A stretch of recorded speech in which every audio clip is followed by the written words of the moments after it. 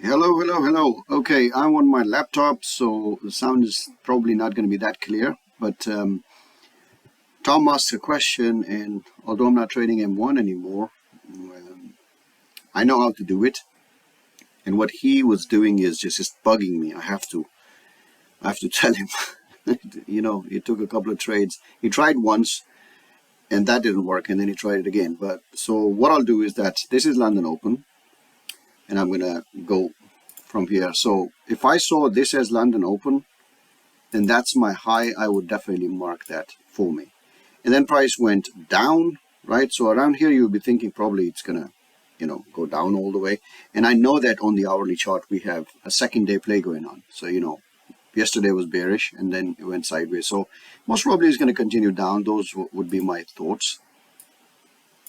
Let me just get this thing away.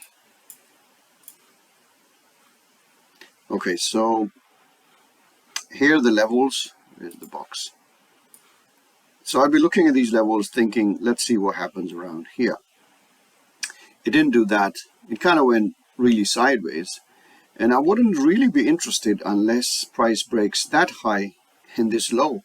So then we see a momentum breakout, very nice. This candle will be very tempting for me, but these levels will stop me. I might sometimes even take it.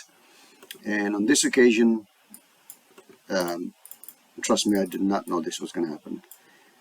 There we go. So this is like really easy stuff. You have levels to the left. Most probably it's going to bounce off it. So why risk your money, right?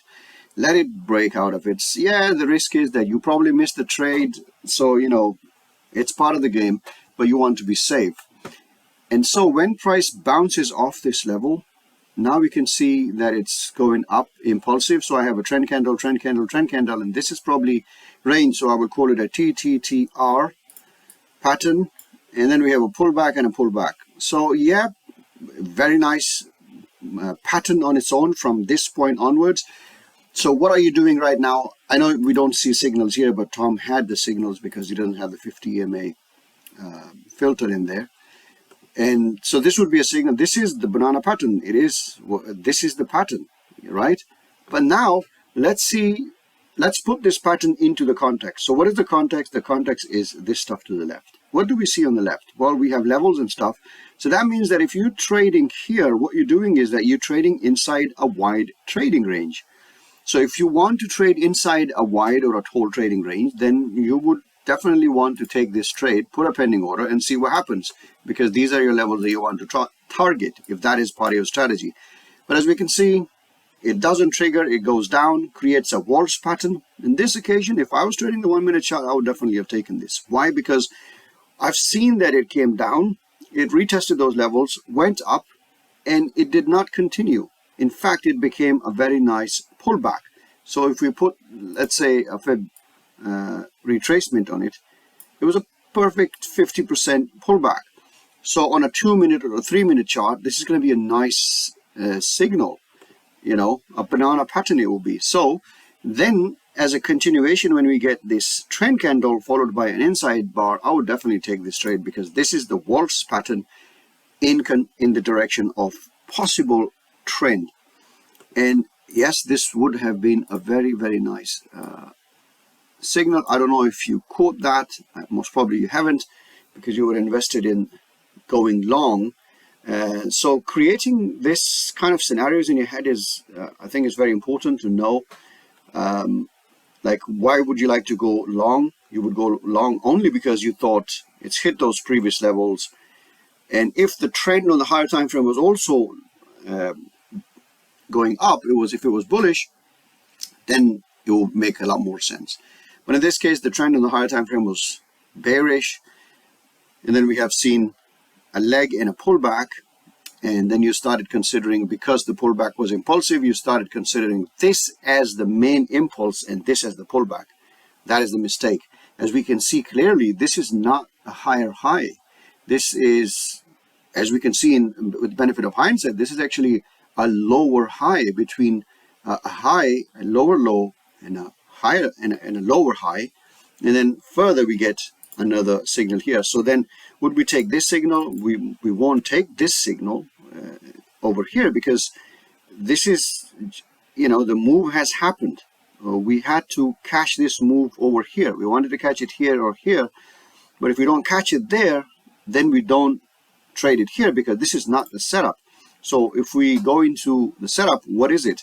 Well, we have trend candle, pause, pause, trend candle, probably even consider this as a part of the breakout, but this has went, yeah, this is, so we call it a pause and a pause, continuation, trend candle, range,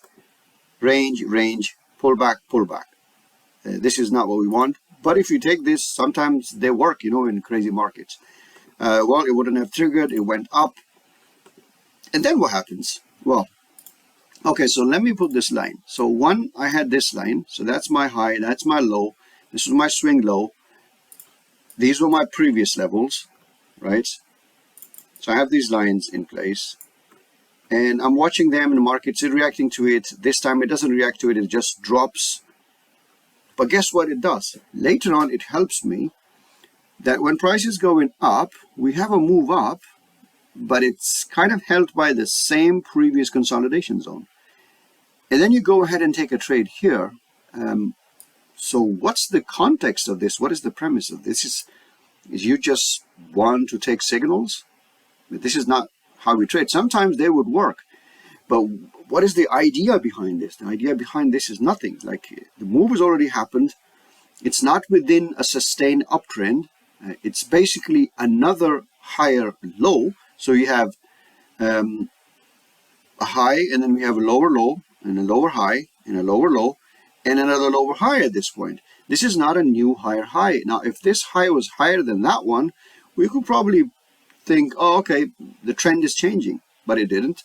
And then it goes down, so that's fine. And again, we see the same pattern. So we have a pullback, and then the resumption starts with a trend candle, which at this point was actually a breakout of this little tiny range.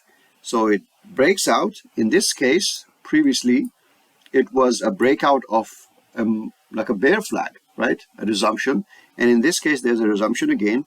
And we have a seed, which is a Waltz pattern. The Waltz pattern is basically a trend candle followed by an inside candle, and the inside candle is lower than the half. So, you know, the formula for Waltz pattern is that the inside candle will appear within the lower half. If you divide this candle by 2, then the trend inside candle is going to be within that lower half, and it's going to be small. So it's like this, similar for this.